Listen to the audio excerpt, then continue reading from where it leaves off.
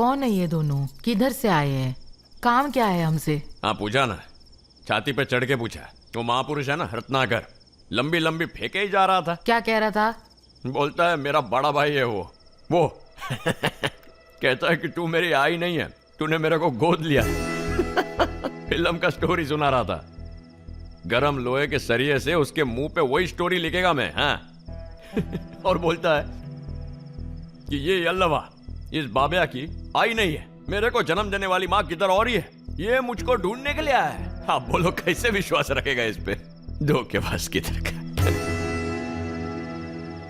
सुना था लड़कियां लड़कों की लाइफ उलट पुलट कर देती है, आज आंखों से देख भी लिया। तुम मुंह खोलते हो तो कोई मुसीबत ले आते हो। ऑब्जर्व किया है क्या? जाना मुझे ही ज्ञान देती रहती है।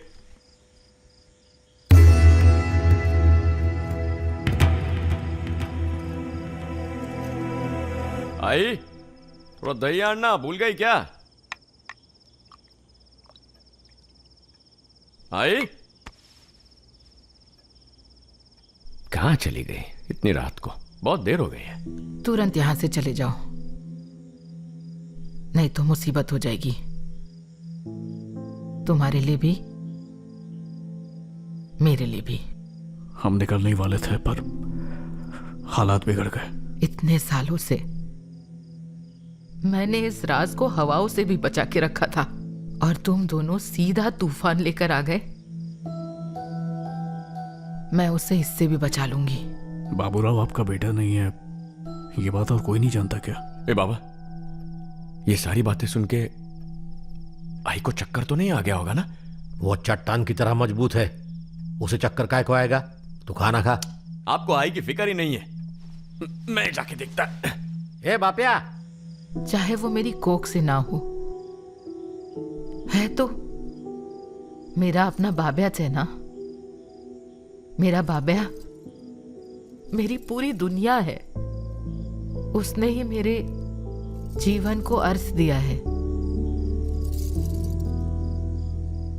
अगर भगवान भी आके बोल दे कि बाब्या तेरा बेटा नहीं, तो मैं उनसे भी लड़ पड़ूंगी। बिल्कुल नहीं मानूंगी मैं।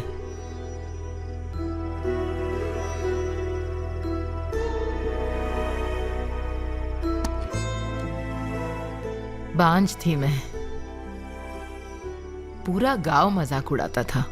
गांव के बुजुर्ग भी निराश हो गए थे, उन्हें वारिस ना होने की चिंता थी। कुल वालों की नजर जायदाद पर थी, हम पर, हमारे गांव पर कब्जा करना चाहते थे। वो हमें मार ही डालते शायद। अपनी जान और पूंजी को बचाने के लिए हम सबसे नजर बचा के दूर बैंगलोर चले गए। बैंगलोर में एक मामूली मजदूर थी। मैं जहां मजदूरी करती थी, तेरी माँ भी वहां काम करती थी। बच्चे संभालती, एक कोख में, दूसरा गोद में। वो बिल्कुल अकेली थी। उसकी जिंदगी में बहुत त्रास था। बाब्या ने अपनी आंखें मेरी गोद में खोली, मुझे ही सबसे पहले देखा। उसे जन्म देकर सिर्फ वो ही अकेली माँ नहीं बनी थी, उसे गोद लेकर उस दिन मैं भी माँ बन गई। अगर वो बच्चा उसके पास रहता तो शायद बाब्या ज्यादा नहीं जी पाता। मैंने उसे अपना लिया। बाब्या माझा झाला। वापस गांव आ गए हम। बाब्या मेरा बेटा है और मैं उसकी माँ।